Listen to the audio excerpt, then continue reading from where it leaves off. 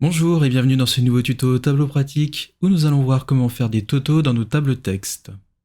Pour ce faire, nous verrons comment afficher les totaux des lignes et des colonnes, afficher les sous-totaux, modifier le calcul appliqué dans nos totaux, et cela en utilisant le bouton Analyse dans notre barre de menu, mais également en utilisant le panneau Analyse.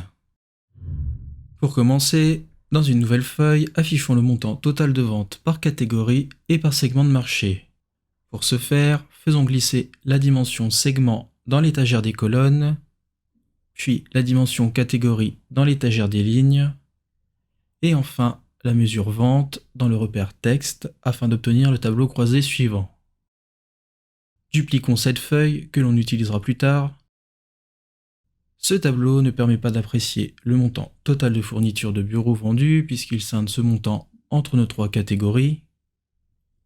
Pour ajouter et connaître le montant total de fournitures de bureaux vendus, ainsi que nos deux autres catégories, cliquons dans la barre de menu sur Analyse, puis Totaux, et enfin Afficher les totaux généraux des lignes.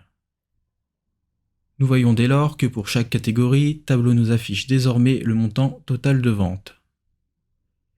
Je peux bien entendu appliquer la même méthodologie pour chacun de nos segments, autrement dit nos colonnes.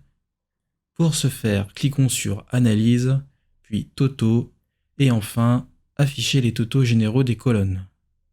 La disposition des totaux peut être changée, c'est-à-dire que pour le total des lignes qui par défaut est affiché à droite, peut être affiché à gauche, et le total des colonnes affiché en bas peut être affiché en haut, en activant les deux paramètres dédiés dans notre barre de menu.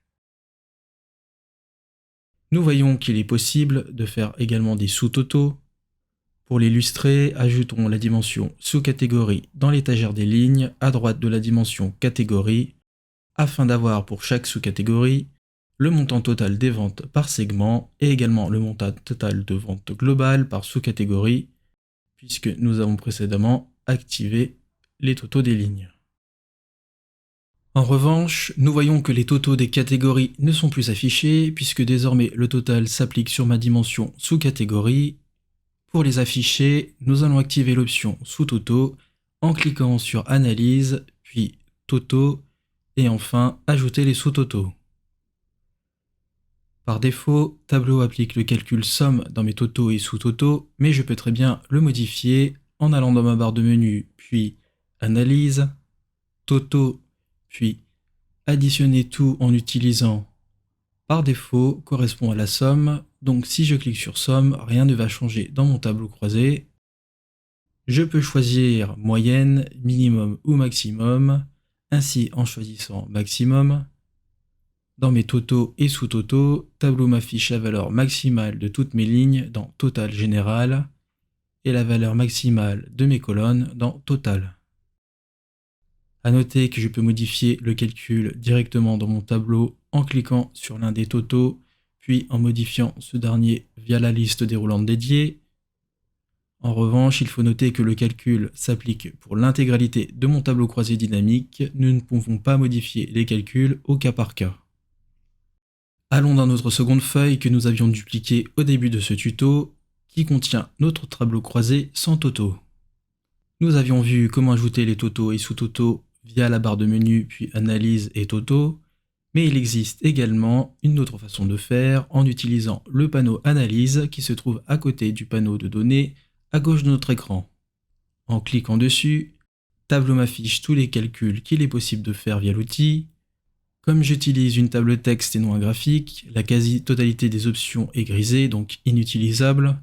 En revanche, je vois que l'option Totaux est disponible. Comme pour une dimension ou une mesure, nous devons la faire glisser pour l'utiliser.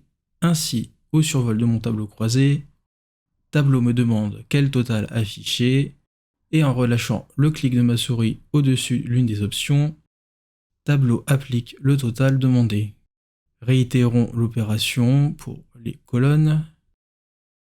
Enfin, il faut noter qu'une fois tous les totaux et sous-totaux activés, l'option n'est plus disponible puisque grisée, et qu'il faudra obligatoirement passer par la barre de menu, puis Analyse et Totaux, dans le cas où vous voudriez les supprimer. Le tuto est désormais terminé, retrouvez-nous sur tableau-pratique.com pour encore plus de contenu dédié à Tableau.